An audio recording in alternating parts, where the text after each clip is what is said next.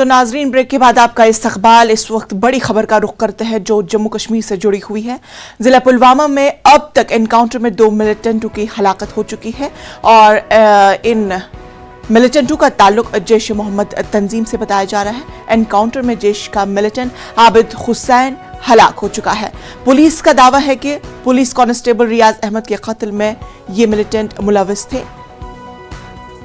2 AK-47 rifle जब्त किया गया है और सर्च ऑपरेशन अभी भी जारी है। तो नाज़रीन, आपको इस वक्त की बड़ी खबर आपको बता दें जो जिला पुलवामा में एनकाउंटर के ताल्लुक से आपको बताई जा रही है, जहां पर पहले से ही 2 मिलिटेंटों के छुपे होने की सिक्योरिटी फोर्सेस को इत्तला मौसूल हुई थी और जिसके बाद सिक्योरिटी फोर्सेस ने इलाके में मुहासरा किया और उसके बाद दोनों के माबैन तसादुम शुरू हुआ। और अभी की बड़ी खबर आपको बता रहे हैं जहां पे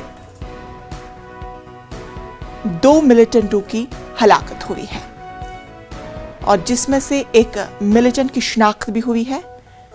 जैश मोहम्मद तंजीम से आबिद हुसैन शाह की हलाकत हुई है। पुलिस कांस्टेबल रियाज अहमद के कत्ल में मुलविस बताए जा रहे हैं। इस तरह से पुलिस का दावा किया जा रहा है कि कांस्टेबल रियाज अहमद के कत्ल में आबिद हुसैन शाह मिलिटेंट मुलविस था और आज उन्हें हलाक किया गया है और जाए वारदात से 2 AK-47 राइफल जब्त किए गए हैं। सर्च ऑपरेशन अभी भी जारी है। तो जिला पुलवामा के कंदीपुरा इलाके से इस वक्त की बड़ी खबर आपको बताई जा रही है जो लगातार कल रात से एनकाउंटर जारी था और अभी की बड़ी खबर आपको बता रहे हैं कि एनकाउंटर में जैश का मिलिटेंट आबिद हुसैन शाह हलाक हो गया है। पुलिस का दावा है कि पुलिस कांस्टेबल रियाज अहमद के कत्ल में ये मिलिटेंट मुलविस था और अब उसे इस एनकाउंटर के दौरान हलाक किया गया है।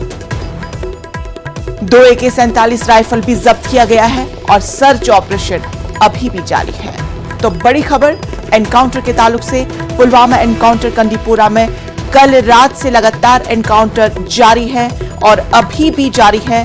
बताया जा रहा है कि अभी तक 2 मिलिटेंटों की हलाकत हुई है और अभी के मिलिटेंट की जो शिनाख्त हुई है आबिद हुसैन शाह के तौर पे हुई है और पुलिस का दावा है कि वो पुलिस कांस्टेबल रियाज अहमद के कत्ल में मुलविस था। तो बड़ी खबर, जैश का मिलिटेंट आबिद हुसैन शाह हलाक।